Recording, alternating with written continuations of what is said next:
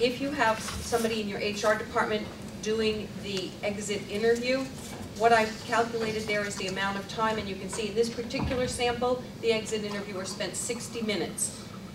$49 represents their hourly salary, and they were paying 33% in benefits. So I added the salary and benefits, 60 minutes. It was $107 just for the exit interviewer to do the exit interview with the employee.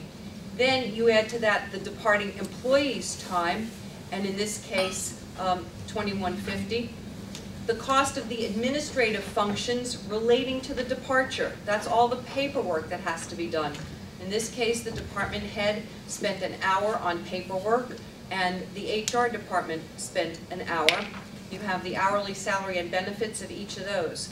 Sometimes there's separation pay associated. In this particular case, there was none, so that line item is left blank. And then the cost of unemployment payment related to the departure. In this case, it was $770. And you can see at the top that the salary for this departing employee was $58,427. This was a management executive level position. Then you have the replacement costs. And first, the cost of attracting applicants. So whatever your annual expense is for, if you're using Monster, if you're using Career Builders, if you're using the newspaper, whatever format you're using to post your positions, divide that by the number of positions recruited.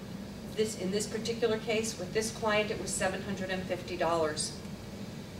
You have pre-employment administrative expenses, and again, 2 people were involved. Their hourly salaries are listed there, a total of 2 hours.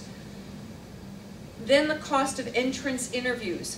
In this particular case, there were 3 interviews conducted. Some of you may be doing 4 interviews, 5 interviews of potential applicants. 1 hour and 2 interviewers, total of $312.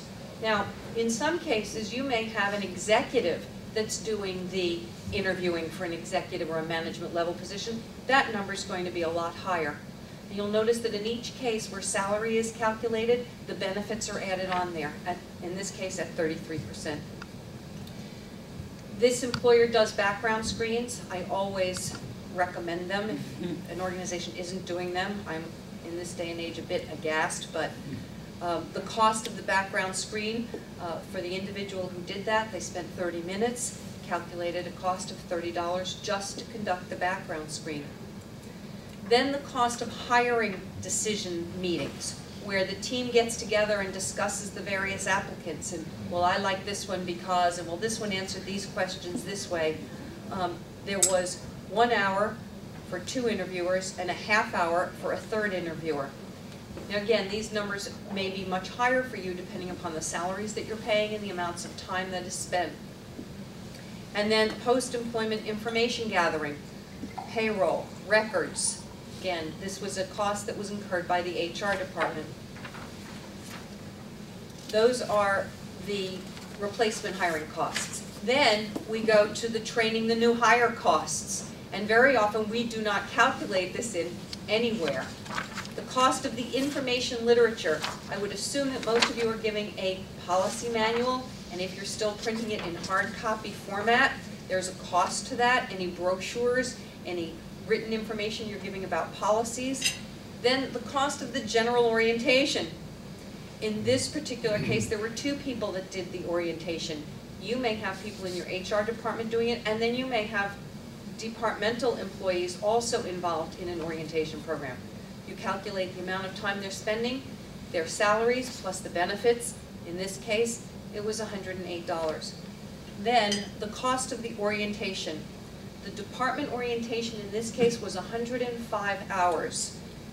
And there were 2 people involved. They had a slightly different salary. One was $32 an hour, one was $35 an hour. One was $32 at 105 hours, and the other one was $44 an hour and spent 35 hours. That cost was $6,518. Harder to measure are the lost productivity and lost business costs. These are, again, things that we don't even think about when we have a turnover. What is the cost of any additional overtime that might have been incurred while there was no one in that position. Now, in a leadership position, your employees may be exempt, so they may not have overtime, but you may be paying overtime for people who are chipping in to cover the requirements of the job. In this case, there was no additional overtime, and there was no additional cost of any temporary help. But if you're hiring temps to cover, again, the increased workload from having a vacancy, those costs have to be calculated in as well.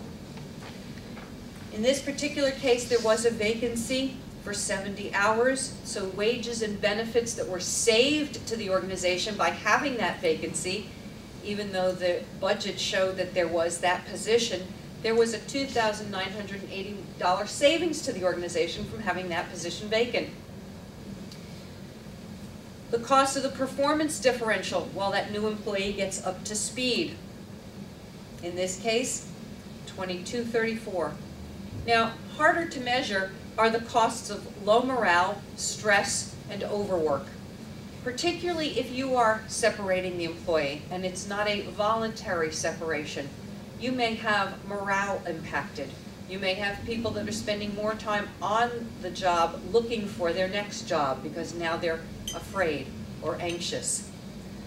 We have the cost of delays, errors, citizen complaints, customer complaints, member complaints due to the vacancy.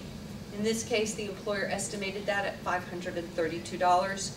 And in this particular case, there were no additional departures related to this turnover. But sometimes you have people who get anxious. Oh my gosh, they're going to let us go. I'm going to get out there in the marketplace and find something before I'm terminated or separated. The total cost for this particular turnover was $9,431.50. Now, there are some estimates that have been publicized that the cost of a turnover could be as much as 1/3 of the salary of the departing employee. In this particular case, it didn't come up quite that high, but I encourage all of you to take this form and begin to use it so that you can present to your management what happens when we have a turnover in terms of the expenses to the organization that are never reflected in the bottom line.